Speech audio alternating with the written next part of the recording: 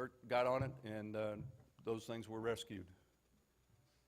This thing down here is remarkable. It's a little building in Arifjan. This, what's it called? ATAC? Ammunition something? Okay, good.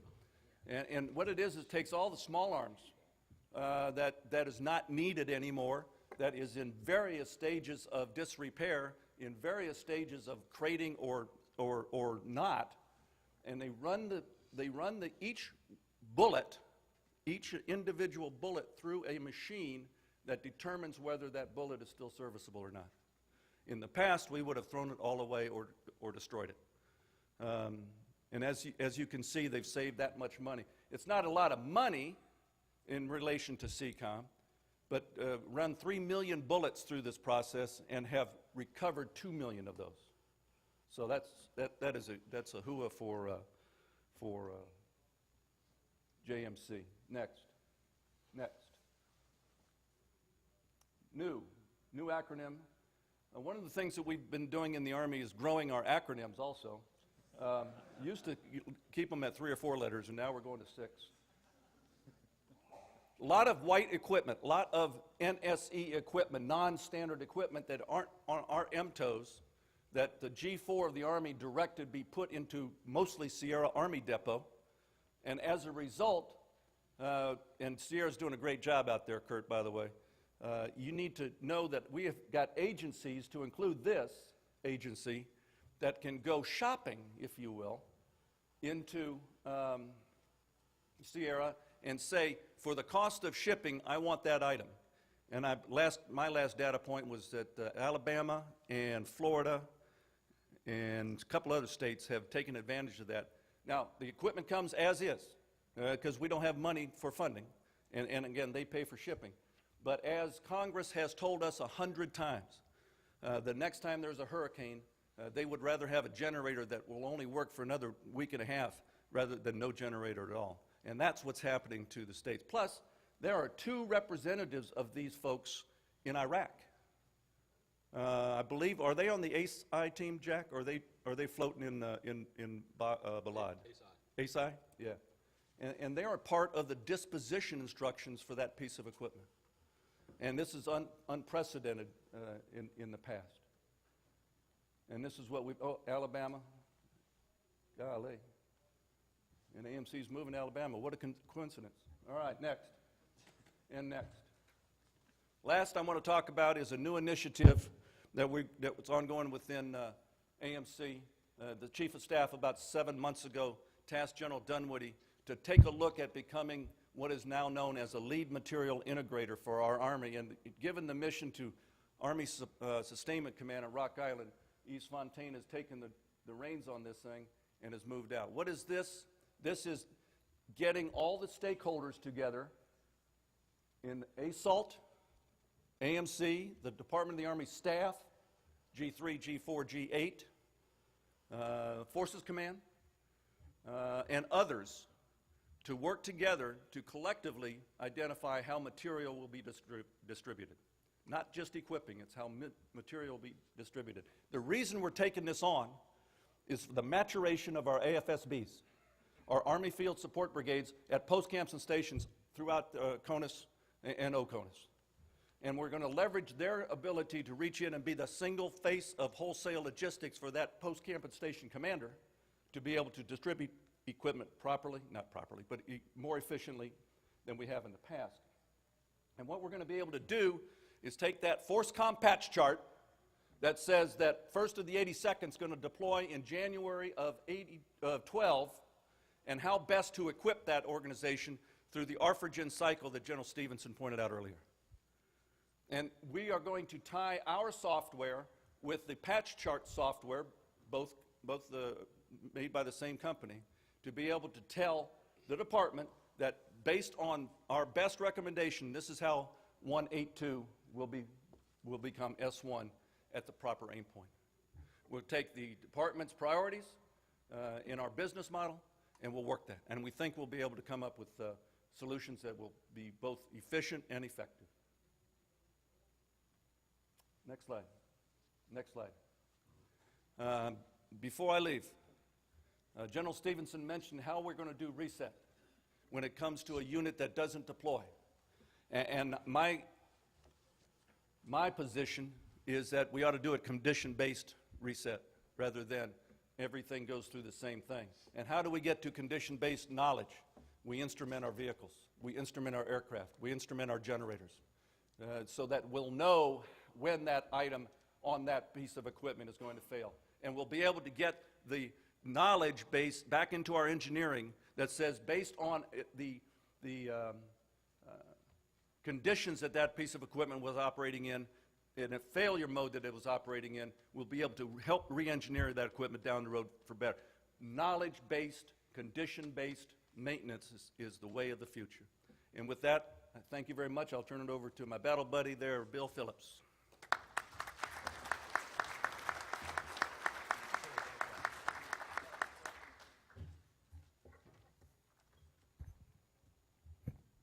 Ladies and gentlemen, what an honor it is for me to be here and to participate in this panel. General Solomon, great to see you again, sir. Thanks for hosting this.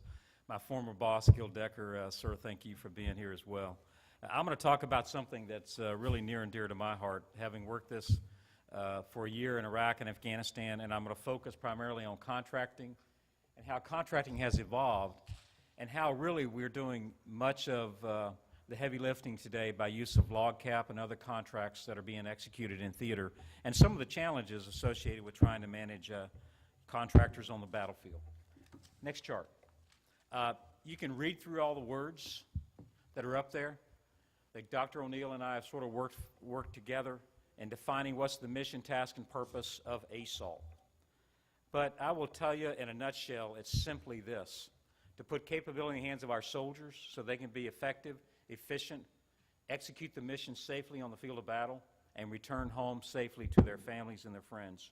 So let me just read something, a note that came from General Corelli that was sent to Secretary McHugh, General Casey, Secretary Westfall, Dr. O'Neill, myself, and a few others. It happened last July. There's a Colonel Brick Miller. Some of you may know him, but his son is a lieutenant that served in Afghanistan. So here's the message. Brick Miller's son, Jason, was involved in a scrap yesterday while leading the platoon against Taliban in support of the Afghan National Police, Afghan National Army forces. They were serving jointly in a mission with those Afghan partners. He asked his dad to thank the folks who procured the gear that saved his life. While engaged in a firefight, Jason saw two individuals dressed in military fatigues walking through the area. Thinking they were the ANP, he attempted to intercept them, whereupon they turned and fired at him with their AK-47s. 2 rounds struck the outside of his ACH and deflected away from his head, while the 3rd round went inside his helmet and penetrated out through the nap protector. He somersaulted backwards, and he goes on to talk about what happened next. He somersaults backwards, lands into a low area, sort of a ditch, dusts himself off, stands up, engages the 2 individuals, and kills them. So someone worked on that equipment, set a requirement for that equipment. Someone developed it, procured it.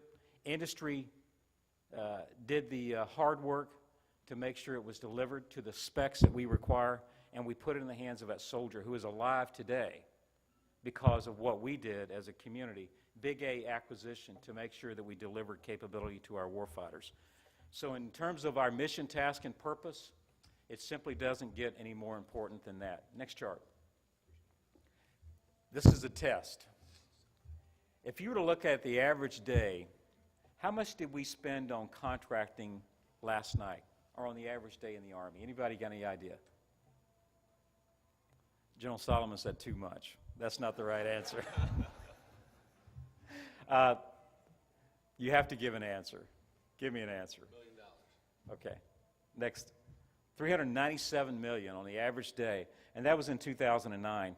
Now, I'm not very proud of this in contracting, but on the last day of the fiscal year in 2009, we spent $5.3 billion, which probably means that we're not doing many things right. We should have spent that in August, not September. Next chart. How much did we spend on log cap last year? Any idea? $1 billion? 8 billion, very close. 7 to 8 billion. That's Iraq, Afghanistan, and Kuwait. That gives you an indication of the magnitude of contractors serving on the battlefield and what they do for our armed forces. Next chart. How about since we started LOGCAP, which goes back many years ago when the Corps of Engineers managed it? Next chart. 35 so far. LOGCAP 4 is still building. We need to update these figures, but it still is growing in both Iraq, Afghanistan, and Kuwait. Next chart. If you were to look at the Army, what do you think we spent in terms of contract dollars over those 3 fiscal years? Next chart. $372 billion. Next chart. If you look at what the Army spends as a portion of the entire federal procurement budget, that's the 13 executive agencies that report to the President. We're in the Department of Defense, and we're along there with the Air Force, the Marines, and the Navy. So we're sort of way down there. But what percent do you think that is? Next chart. 36% of every federal procurement dollar is executed by the Army. I didn't know this the other day until I spoke to General Trefry. The Army is the executive agent for about 110 different areas that were designated either through the Department of Defense or the executive agency. So we spend a lot of money for other departments. NASA, Navy, we spent $10 billion in 1 year on MRAP alone. Next chart. How long have contractors been on the battlefield? I know Jim Pillsbury knows the answer to this question. Since 1776. Next chart. By the way, Betsy Ross got one of the first prime contracts for the Army to make flags. And she did that until like 1813. And her company still exists today, making flags. When I worked as a contracting officer, I signed a contract with Betsy Ross something to buy a flag about 15 years ago. So you can see how long contractors have been on the battlefield since the Revolutionary War. Now, how often do you see George Washington standing next to someone who looks like a contractor? Not very often. But they were there. And they've been with us since the founding of our nation. And they continue to be with us today in Iraq, Afghanistan, serving alongside our warriors, doing the hard work. Also, in many cases, some of them have made the ultimate sacrifice. And we don't talk about that often, but they have. You can see all the way through, Iraq was about 1-to-1. It's a little bit higher today since we're below 50,000, and they're somewhere around 70,000, I understand. Afghanistan has historically, since we started, been somewhere around 1.5 to 2-to-1 in terms of contractors to soldiers, or service members. Yes, sir. Next chart. So what do contractors do on the battlefield? They do a lot. And if you look at LOGCAP in particular, it's not just Iraq, and these are the figures from Iraq. We track this every month. Matter of fact, General Odierno, when I arrived in theater, gave me a task to try to count the number of contractors in Iraq. And Kurt Stein and I worked for 9 months together as battle buddies, trying to figure that out and make it happen. And we put this together, and we actually drafted a memorandum that General Odierno sent to the SecDef every month to show where we were on contractors, because Congress, Department of Defense, everyone was interested in what our contractors were doing on the battlefield. Now, part of my mission was to make sure that every contractor that was there was value added to our mission. And Kurt Stein and I had numerous meetings with KBR in particular to make sure that the kind of behavior that was exhibited not just by them but by all the contractors that were in Iraq were value added for our mission. And if that person did not need to be there in theater, then you get them out and they leave the country. But these are some of the things that they do, and you can see force protection, vehicle maintenance, etc., all of those things. By the way, it's a joint fight. There are a lot of international partners that are here today. If you are an international partner or one of our allies, I would ask you to stand up. I know we have our British allies that are over here on the right-hand corner. I served with them in Basra.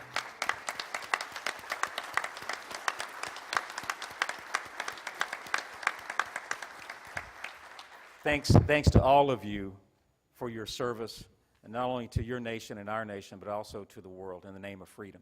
Next chart. By the way, can you go back 1 second? If you look at what they did, this is amazing. In Iraq, It's like taking the population of Orlando, spreading it across California, and then housing, feeding, providing all the life support, food, all that, while you're in contact with an enemy who wants to kill you. Incredible work that is being done by many of our contractors. Next chart.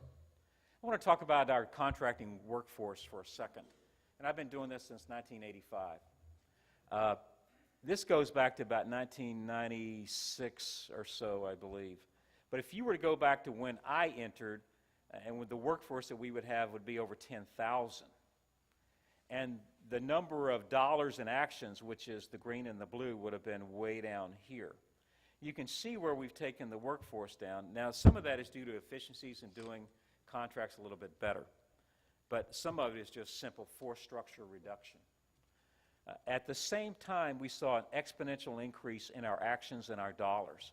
So this is the only chart that I show and I brief folks on to show what happened to contracting. The Army almost destroyed contracting by taking the force structure down so low. And these folks are overworked. I think they're the most underappreciated skill in the Army today. So if you find a contracting officer that is working on a program like the Apache, the Black Hawk, Chinook, ground systems, etc., and they're doing a great job for you, you ought to walk up and hug them because they are worth their weight in gold when they execute that contract. So workload went up 500% while we brought the workforce down tremendously. All you have to do, General Solomon worked on this, is go read the Gansler report if you haven't. It will define much of what happened to Army contracting, that we are still in the mix of trying to fix and make sure that we get it right. Next chart. I want to show just some things that we're doing in really response to Gansler. But the Army's doing the right things to fix this. Number one, getting senior leaders involved and trying to align our workforce with the growth and the requirements that we have to meet over time. We have recently, in the last 3 years, selected 5 general officers that are purely contracting, 2 on this last board that are still pending confirmation from the Senate, but they have been selected and they're serving in GO positions today. One of the things that I struggled with when I was in theater was this piece, cultural shift in contracting. And I could tell you just horror story after horror story. The key is this. You can never separate contracting from logistics. It has to be linked. Kurt Stein and I ran the Joint Logistics Procurement Support Board. John McDonnell and I ran the Coalition Joint Logistics Support Board in Afghanistan. And we brought all the communities together to be able to work through some of the key issues that we had to resolve together. If you separate contracting and you keep it over here while the logisticians are doing something, and oh, by the warfighters doing something different, bad things are going to happen. And I saw it and I experienced it. And you waste taxpayer dollars. And at the end of the day, a soldier needs something and you don't get it to them. You have to be linked. It's important for contracting officers to understand this because it's easy for them to step back and sort of be separate from the process. They have to be engaged. That contracting officer has to sit with that battalion commander or that S4 and understand what they're doing.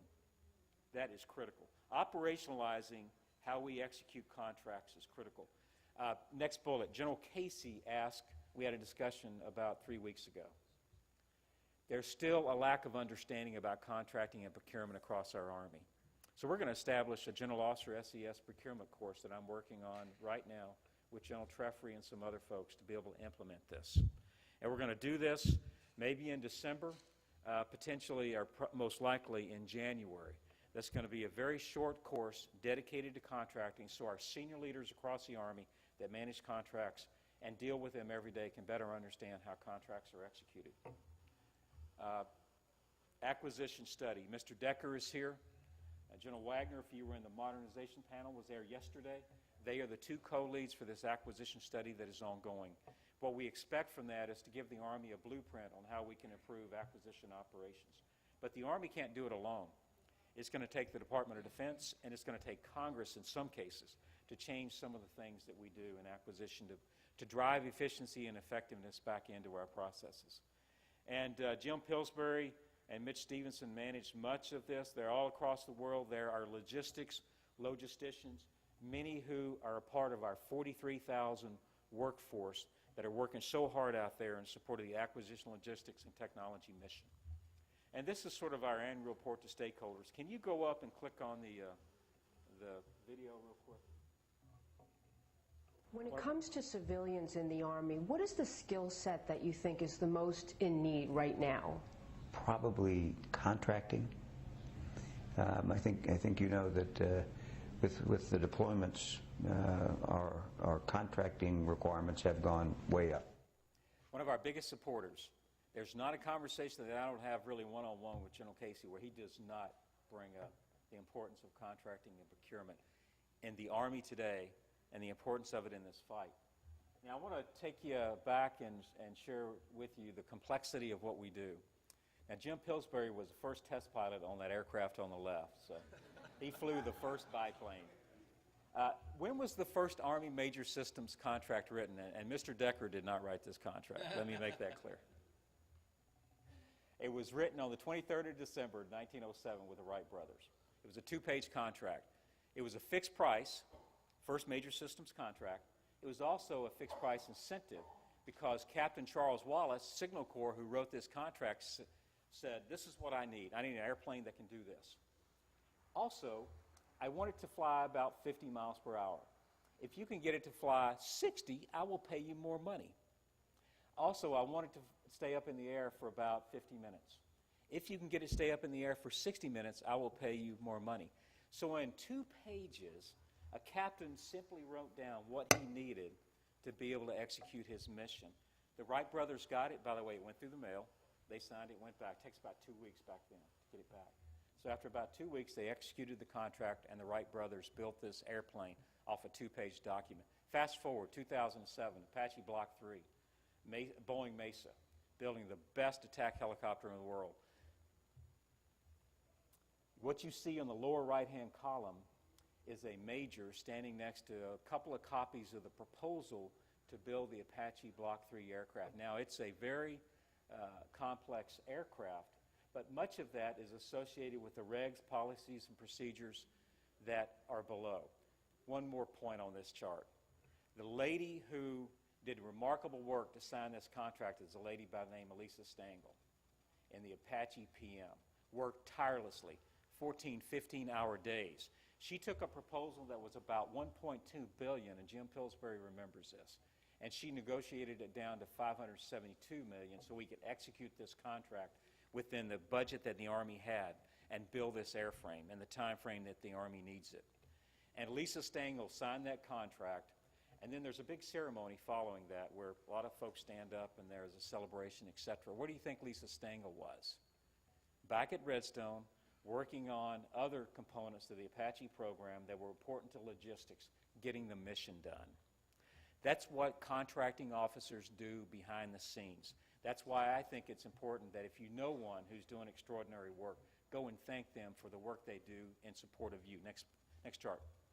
I'm going to zip through these pretty quick, but this is important. Probably one of the most important charts that we have up there. The material enterprise with Dr. O'Neill and General Dunwoody and a host of folks underneath is one of the most powerful organizations in the Army today. Aligning this capability, some of that you see in the very bottom of this chart, aligning it with the mission, task, and purpose that the Army wants to achieve. Jim Pillsbury mentioned one, which is the integrated material equipping strategy that we're now executing via the material enterprise with AMC in the lead is very powerful. So we're going to align the organizations on the material enterprise to execute the mission in support of, at the top of this chart, our soldiers, our service members, our warfighters who need the capability. It is a critical part of what we do today. Next chart. Mentioned efficiencies, and I'm not going to talk about this very much. Mitch mentioned it in his opening comments, but this is a big deal. If industry, or if you have inefficient processes that are out there, work on them, eliminate them. Call it Lean Six Sigma, call it continuous process improvement, but get rid of inefficient processes. We need to do that all across our formations. At the end of the day, DOD has asked us to achieve 2 to 3% savings, which really equates into real growth across our Army. You can see some of the projects. By the way, these were Some of you may have been or participated in the Lean Six Sigma process improvements that Dr. Westphal gave numerous awards to, primarily the material enterprise at the end of the day with AMC and ASALT. And alone, I think we had about $2.5 billion, and maybe a little bit more than that, in process improvements on the logistics side. That's smart people out there looking at processes, achieving savings, reducing cycle time, getting capability quicker to soldiers, and saving dollars. Dollars that go back into our top line, we get to keep, and we get to do more of it. We need to do more of that across our formations. At the end of the day, and on the ASALT side, affordability in our programs that we execute are going to be absolutely critical now and in the future. Next chart. We don't do it alone. There's 13 PEOs there with the material enterprise in full support, but there's a whole bunch of industry partners, and we work very effectively with the Department of Defense, Congress, and many others in the execution of our mission. Again, I'm honored to be a part of this panel. Thank you very much. Well,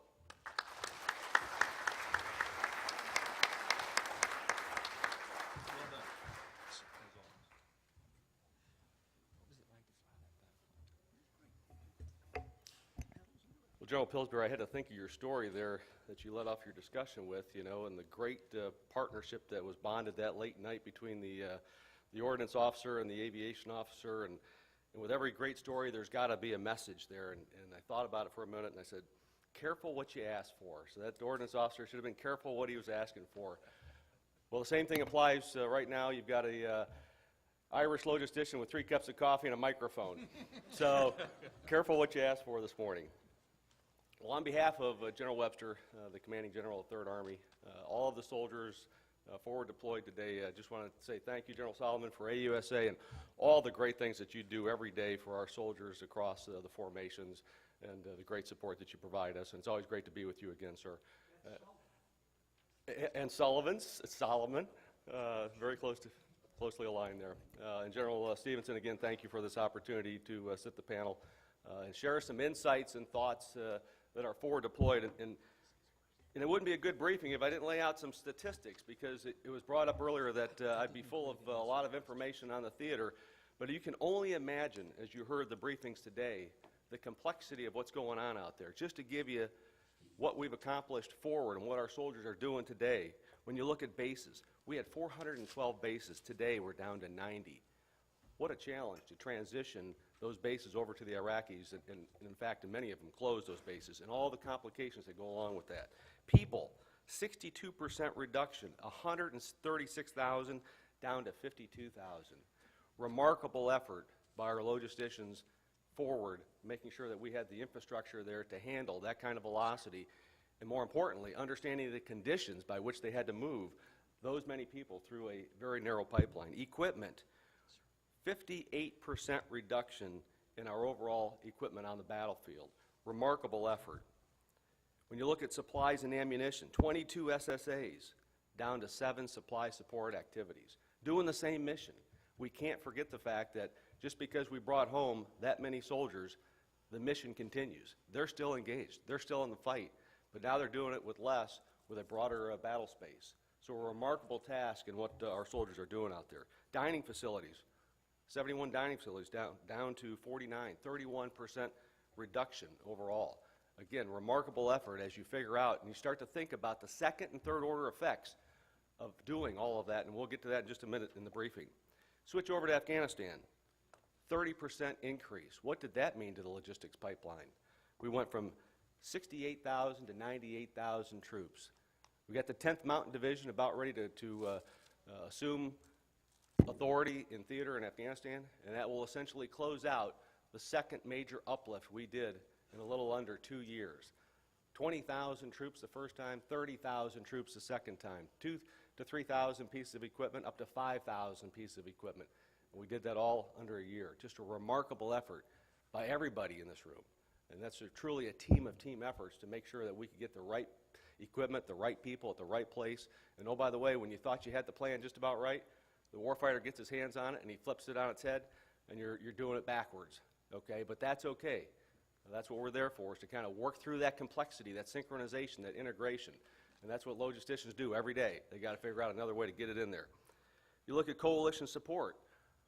We're providing our coalition partners MRAPs so that they too have that same level of protection and survivability on the battlefield. A very complex, as General Phillips was saying, what a complex environment to be in the ALT environment. And so we've got to put the best equipment in the hands of all of our warfighters, coalition and U.S. Distribution. Think about Afghanistan for a minute and what we do. We thought 5 years ago, 7 years ago, that Iraq was hard. Think about Afghanistan. When you fly into Afghanistan, you're looking down at the mountainous terrains, the mule and goat trails that our Humvees and our MRAPs are traversing right now. Just a remarkable effort to figure out how to do that. Put a HET in Afghanistan. What's that going to do to the goat trails? It doesn't take long before that becomes just and now with the climate that they're moving into with the winter. So again, these are some challenges that your logisticians are out there trying to resolve every day. Life support, log cap. My gosh, who would have thought that we would have expanded, first of all, transitioned contracts. You talk about contracting on the battlefield. We have transitioned 5 years ago when I was in Iraq, laying in a lot of these major contracts. I said, boy, I'll never see that again. Well, guess what? 5 years later, they all came due. And we had to go out there and resize, reshape, rescope all of these contracts. And the great work of the Logistics Civil Augmentation Program. We are doing things today that we never thought we would be able to do with the infrastructure and the tools that were in our kit bag. And so truly what those logisticians are out there today is figuring out new ways to do business. They've broken the mold, thinking out of the box. You can't think in the box in that environment because it's very constraining. You've got to think of new ways to approach the business. And with that, I think we've got a video here just to kind of set the stage of what your warfighters are doing forward. Slide.